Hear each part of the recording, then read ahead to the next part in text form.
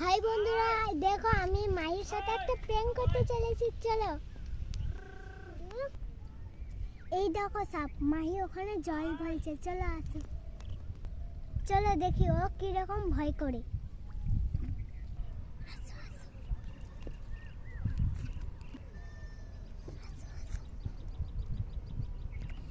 ক্যামেরাটা আস্তে আস্তে করে নিয়ে আসো।